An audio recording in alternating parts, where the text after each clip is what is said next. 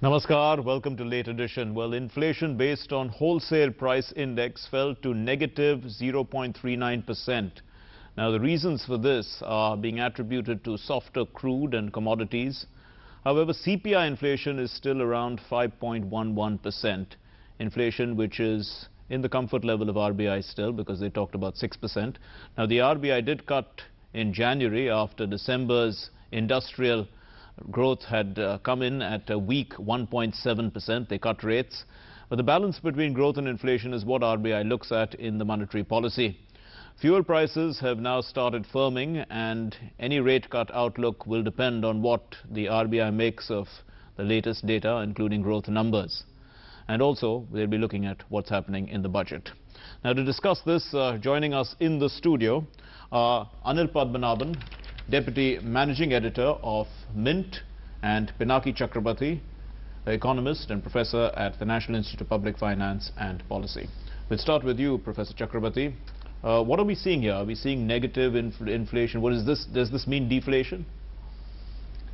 No, just based on 1 month data on wholesale price index, we just cannot say that the deflationary tendency has set in. But definitely negative inflation is deflation. But we cannot say that there is a huge fall in demand, growth is plummeting, and the economy is in deflationary mode. I don't think that is that inference can be drawn from this 1 point negative number. And also the issue here, I think there are a lot of inconsistencies coming up if we look at this negative number from a larger macroeconomic perspective, because our new GDP number shows a higher growth of 7+. Right.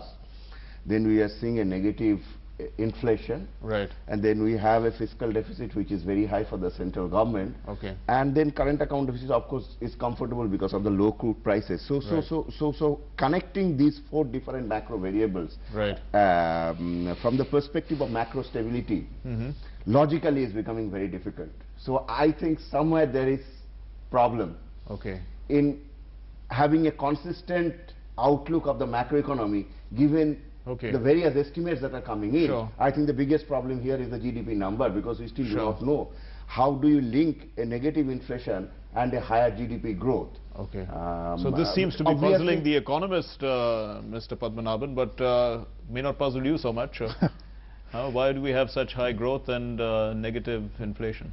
See, the growth numbers, I'm sure you're aware that the base has changed. That's right. So more of it, we can dwell on it once the explanation comes out at the end of the month and we get the back data. For me, to draw the number of negative inflation, I would agree with Pinaki. I wouldn't go into too much, examine that in such detail as to fear inflation. I would rather look at it as we have basically the peak, inflation has peaked out. That's a big message you need to take away from there, which, like in your opening, RBI too has signaled the same. Right.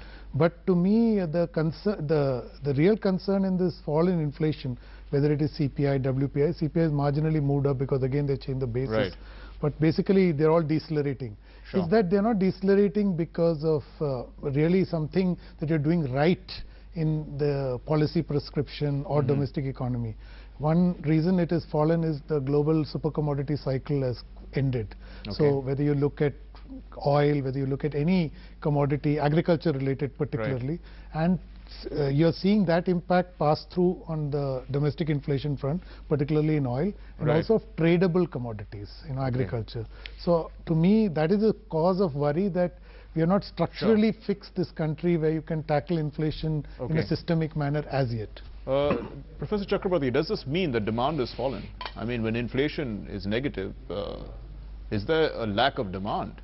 See, based on 1 month data, it's very No, even then, I mean, technically, theoretically, is it something like that? No, because we know that demand pulls inflation, isn't it? Demand pulls inflation, but there are several reasons for inflation. So, and if we look at the Indian inflation, the story is it's not only the demand, but also there are supply side factors which affects inflation. And one of the major supply side factors got the supply side on crude is good. Crude is one of the major reasons. So if the structural factors that are affecting inflation is not only demand, but there are huge supply side issues, I think the policy parameters or the policy variables that one has to navigate will have to be, really calibrated in a situation where we do see a deceleration in inflation. Okay. Now, you did mention that CPI is, there is a time lag involved, right, for CPI to catch up with this sort of thing, because already goods are in the retail market and they will not be priced. Their price won't change until, of course, the wholesale price, the goods in the wholesale market reach the retail market.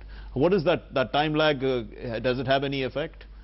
That's logical. That's logical, the time yeah. lag. But there's a seasonality right now. You're seeing Right. fruits and vegetables, the typical time of the year when they spike right now and later in the year. So which we are seeing. They're visible in this data.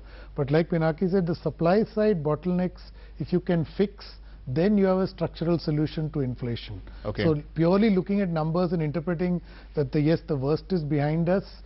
Yes, the worst of inflation is behind you, but the worst of the cause of inflation was the high crude prices to start with, I mean, right at the beginning. And now the crude prices have fallen, but now they're beginning to firm up again. So what are we going to see is what I'm asking also. No, the firming up in crude prices, I don't think this is going to be systemic. It's not. You're not going to see a jump from here to $80 or $90. Well, they moved from what, 40 to 60 or something yeah, but in a few days. You're going to see in this range, presumably, because I mean that's the general expectation from economists. So yes, that benefit is definitely going to be inherited by the finance minister when he presents his budget. So the cushion of a low oil price. Right. He's also going to inherit the advantage of low inflation numbers. Okay. But like Pinaki said at the beginning, the biggest challenge to him is what is the growth rate he assumes in this economy, whether the new base. Is or it the an old advantage, Professor Pinaki Chakravarti? Low inflation at this rate, is it an advantage for the finance minister when he's preparing his budget? All the fiscal variables that are presented in the budget. No, you said there's a lot of yes, confusion. Yes, it's difficult to yes, coordinate. that's what right. I'm trying to answer. First, all the fiscal variables are in nominal prices. Okay. So there is an inflation inbuilt into those numbers. Okay. So if your inflation component is coming down, which is good, that inflationary expectation also come down, which is good for growth. So if the real growth number does not go up significantly, and which is not going to happen, so finance minister would have it of a job at hand. So okay. the point which I'm trying to make, if you have a if you have a growth at real rate at 7%, as the new GDP number shows, 7.4, and inflation yes. is say 4%, right. then you have a nominal GDP growth rate at 4%. But last year or year before last year, if you look at, you had a growth of 5% okay. in real term, but inflation you had 8%. So in nominal term, your GDP growth number was higher compared to the situation that we are in now. So the job at hand in preparing budget is tougher for the present finance minister compared to the, when he is preparing the budget in nominal terms. We don't make budget in real terms. Okay. So it's going to be a tough job then for the finance minister. But we see that obviously when the government wants to push growth and it needs to kickstart in a way this or keep the momentum going. We're already at 7.4%. We want this economy to be a true $2 trillion economy by the $2.1 trillion by this year itself. We are looking at being the fastest growing nation in the world, economy in the world. All that has to be factored into the budget. And it's not going to be easy, according to what Mr. Chakravarti says. No, of course not. It's not going to be an easy task at all. I think there is a lot of baggage which the FM has to settle. The biggest baggage is the fiscal math, that the governments after governments have not been handling the subsidies in a transparent manner and have been smuggling it here and there. So he has to come clean on that at some stage. So he has the burden of adjustment for past deeds or misdeeds, whichever way you look at it. So that is one part of it. Second, like you rightly said, how do I revive growth without stimulating inflation? Which is why we were arguing that you need structural responses at the same time. India, this FM doesn't have the luxury of doing one thing and then waiting for another. He has to fundamentally run a war on several fronts, so which can be daunting at any time, particularly daunting now. And there is the Make in India campaign and the Make in India initiative, which targets 25 sectors, and they're all growth sectors where there's plenty of opportunity in India. But obviously those are sectors that, you know, which start, like they have defense manufacturing, they have automobiles, auto components, they have textiles, they have, you know, a lot of things which are also labor intensive. For each of those to get a push, what do we expect from the finance minister? I mean, how would he have to choose? Would he have to, you know, look at a policy that fits all these sectors or sector specific? I think post-liberalization, the budgets, if we look at, the budget is for growth. Right. It's not targeting growth in that sense that I'm going to make more public investment in sector X and... No, growth comes also with the image that the government is, that the economy is willing to accept investment from all kinds. Exactly. And there's ease of doing business. That indication also has to come through, which is subtle, isn't it? Those are the supportive, subtle policies that one would like to look forward from this budget. And if I have to emphasize on three important things that can spur investment in growth, would be one, an increase in the capital spending. Okay. Because capital spending for the government has been significantly declining. Keeping up to the fiscal targets, because that's very important for growth, because that is considered by the private sector as an indicator whether government has been fiscally prudent or not. So keeping to the fiscal deficit number. Now if we look at the medium-term fiscal plan of the government of 2014-15, in 15-16 government should have a fiscal deficit of 3.6% of GDP. Now, as I was mentioning in my last intervention, the nominal GDP growth now is around 11.4%. Okay. So in such a situation, the absolute volume of deficit that you can have is lower now compared to what was projected when the MTFP was made. Okay. So that way, the contraction in the fiscal side will have to be more than what was estimated for when the MTFP was prepared. Okay. And that is the point I would agree with Anand, that we really need to have a transparent regime on subsidies, reduce subsidies on non-essential items, and I think some of those things automatically happening because the crude prices have come down and we have deregulated substantially the petrol and the diesel, so those prices would come down. But you have National Food Securities Act, but I don't see that is blowing up subsidies, but urea is a major concern. So I think subsidy, so basically what I'm telling, structurally changing the revenue expenditure pattern to capital side, but that will not happen in one go. Okay. But those indications should come. And other important indication where states are important is the question of GST. Okay. But GST cannot happen without the states coming on board. Okay. So, but I think serious efforts in that direction has taken place in the last couple of months, and probably that would further, the budget actually cannot introduce GST, but budget would give direction towards, gives you direction towards the GST. And third and important other roadmaps, yes. Third important issue I think is in skill, and where there is a, when we are talking about labor intensive sector, I think we also need to have skill development. And skill development has been a focus for the governments in the last couple of years too. Okay, so I hope there will be an aggregate effort towards further improving skills so that the large unemployed resources, whether human resources or physical resources in any other form, gets employed and the growth increases. So those are the three broad focus that I would appreciate. Mr. Padmanabhan, to use these idle resources, whether man or otherwise, what would the finance minister need to do to kickstart it? Because as Professor Pinaki Chakravarti was talking about is skill development, let's talk about the human resources first. You know, in the labor intensive sectors, it's gone out of date. I mean, there's no labor intensive manufacturing anymore. I mean, even in textiles, etc., there are machines doing the work. Even in leather, there are machines doing the work. Even in gems and jewelry, there are machines doing the work. So what do we actually have here to bring labor-intensive manufacturing? We have to scale up where, you know, people can move into services and or other areas where we can actually produce jobs as well as growth. See, there's no short-term fix that you know you do this and it promptly you're going to generate employment in the economy. So this, you need to have a short-term and medium-term strategy. I don't see the budget setting this out. You know, the budget is more of, say, basically drawing a roadmap on how I need to revive the economy. So they're not going to be short-term fixes. So it definitely, the FM would, you know, put out the government strategy, how he wants to generate employment. But you know, you're getting enough signals from the government that they are cognizant of the fact that the construct of Indian industry today is fundamentally different than it ever was. Like you rightly said, it's not labor intensive necessarily anymore. It's more sophisticated, more automated. But the service economy seems to be generating a lot more employment, which if you look around anecdotally... We need to create 1.2 crore jobs every year in the manufacturing sector is what Make in India says.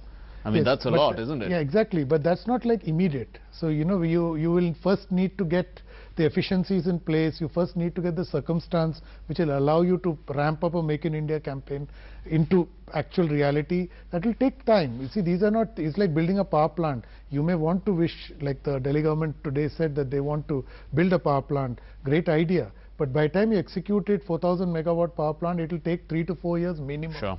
Even if it's the most efficient delivery mechanism, if you can talk about. But okay, you need to get that operational. That is the key. Right. Professor Chakrabarty, you talked about the linkage between growth, inflation and fiscal deficit. Now, when we talk about fiscal deficit, we talk about the expenditure side of the budget as well, and there's got to be a lot of spending. And now, I mean, what are the priority areas where the government should be spending on? You already said that they should be cutting down on subsidies, but subsidies are essential in a sabka saath, sabka vikas kind of economy.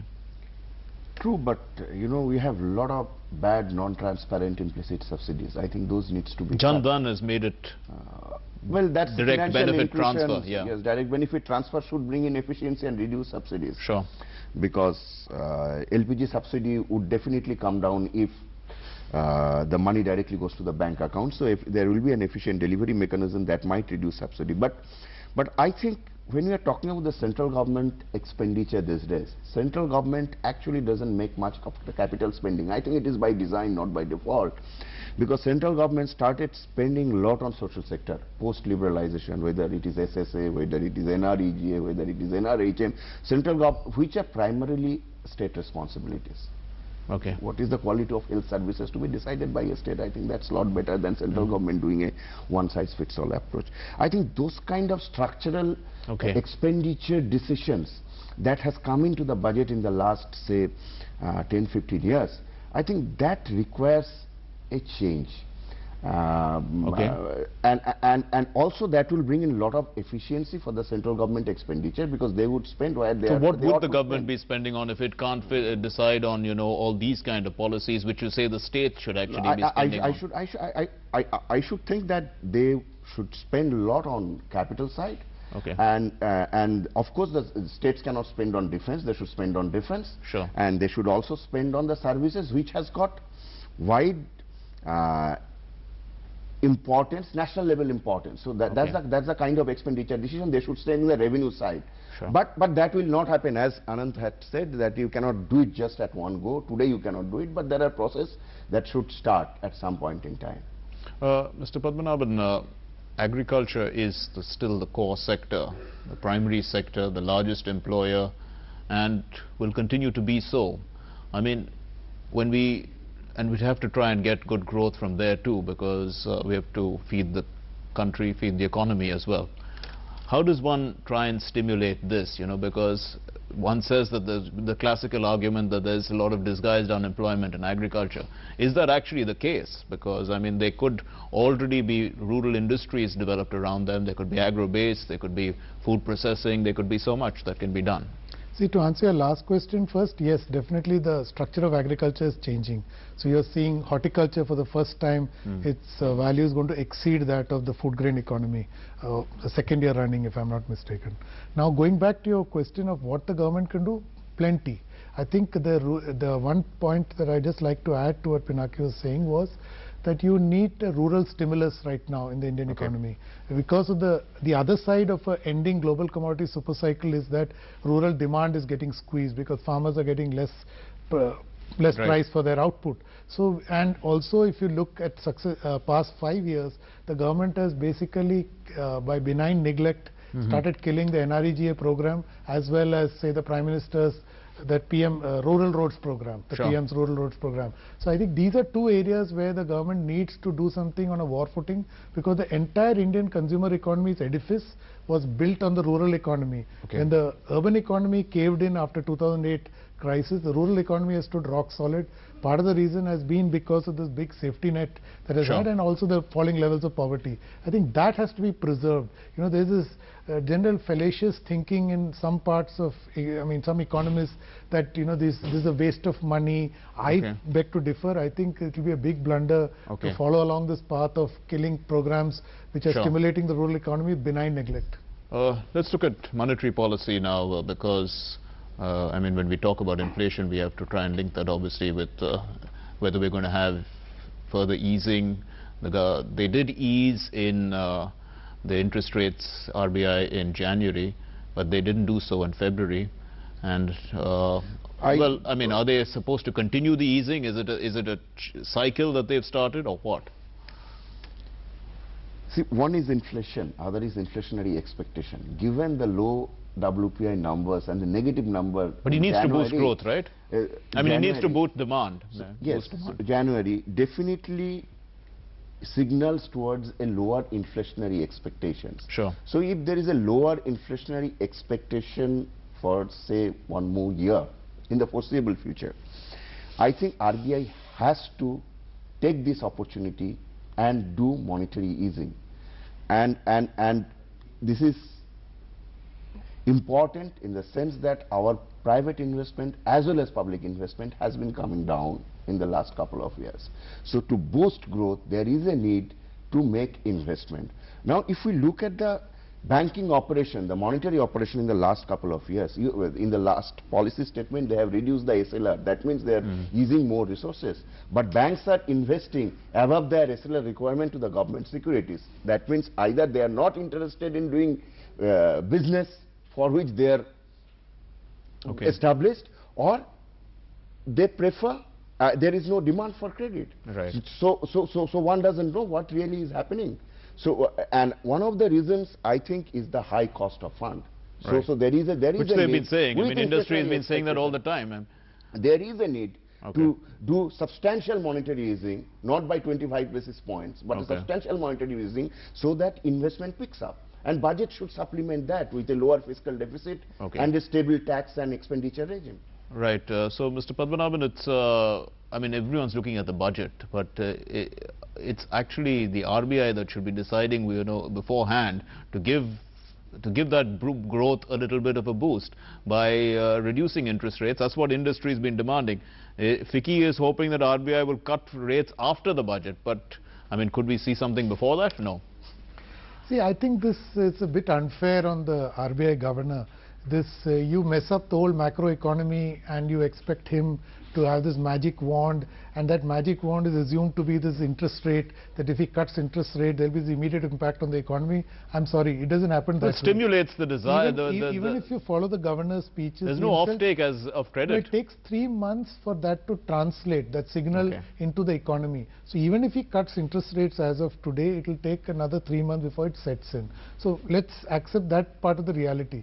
Second, I think they are working in tandem, to the credit to the governor and to the FM.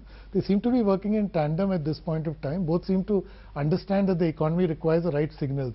But to be fair to both, this new growth numbers, like you said right at the beginning, is so confusing and so scary. So for a public policy person to plan in this circumstance is even more worrying. When going back to a demand of Indian industry, they're forever looking for SOPs. In good times, they look for concessions. In bad times, they look for these but we're looking for investments, right? We are hoping that investments will take place at least in 25 sectors called Make in India. And we need to have, you know, available credit at least for the SMEs, because, I mean, the big guys get credit and they can afford it. SMEs don't get bank credit in any case. They need it. No, that's what I'm saying. That you can cut interest rate to 0% and SMEs will still not get, because of the fact that they're considered high risk. So you need to evolve some other institutional framework to fund them. So there have been efforts like create a stock market for SMEs. There have been, you know, but not, you really, I'm saying, don't draw this linear link between interest rates and growth so necessarily. You know? Okay, so is there any other model? No, I just want to supplement what Anil has said. Is I think banks have become a risk-averse commercial entity, because continuously, if you look at last 20 years, banks, despite gradual reduction in SLR, they have been investing over and above their SLR requirement. So investment has become their prime operation rather than credit. And that's a major problem. So one really doesn't know whether it is the demand which is low or banks are just averse to give credit. I don't see that is happening when it comes to credit-worthy customers, because you always get a car loan, you always get a house loan if you are a salaried person, but it's very difficult to establish a risky, it is always difficult to establish a manufacturing unit and asking for bank credit and getting it easily. So I think this is a major issue that needs to be seen and examined. why the banking operation has moved away from credit to investment. Is there any other finance model, Mr. Padmanabhan, about, let's say, microfinance, but that's really for this tiny industries. But I mean, could there be scaled up a little bit, you know, for the SMEs? No, see, SMEs... I mean, depends on the kind of loans. You may require a loan, let's say, about 10, 20 lakhs, maybe. You see, when we, again, the nature of SME is changing pretty fast. So, if you look at, say, Maruti Udyog Limited, when it came up in Gurgaon... Well, that's hardly an SME. No, it created an ecosystem of suppliers who are SMEs. Okay? Yes. Now, those SMEs are very sophisticated SMEs. They depend themselves on, you know, CAD and CAM and all kinds of new technologies. So, for them to access funds is going to be relatively much easier because they have the linkages of guaranteed sales to a Maruti. Okay. But there is also a nature of other SMEs in this country. For them, I don't think there's an institutional framework as yet to give them credit, and that is the source of the problem. Okay, we seem to run short of time, but finally, what's the message we're getting out of this negative inflation? I mean, and what sort of impact will it have on the budget, if any? It definitely signals towards a lower inflationary expectation. So in the budget, the comfort would be we are getting into a lower inflationary regime. Right. And that is a good news. But the challenge is, in that case, your real rate of growth has to really push up to a level which gives you a comfortable nominal number to project all the budgetary variables. Mr. Padmanabhan, your final comments. What do you expect from the budget? I mean, and if you can relate it with inflation? The good news from the inflation numbers, like I said right at the beginning, the worst is behind us. Now, we should not use that to assume that everything is right about this economy at this point, particularly in inflation. So to me, I would, the biggest lesson I think the budget should draw, and we all should draw, is that there are structural concerns in this economy, like supply side bottlenecks. There's so many of them, which needs to be fixed for the inflation to be down in a systemic manner as the RBI governor desires. Okay, we'll leave it there. Thank you very much, gentlemen, for joining us here on Late Edition.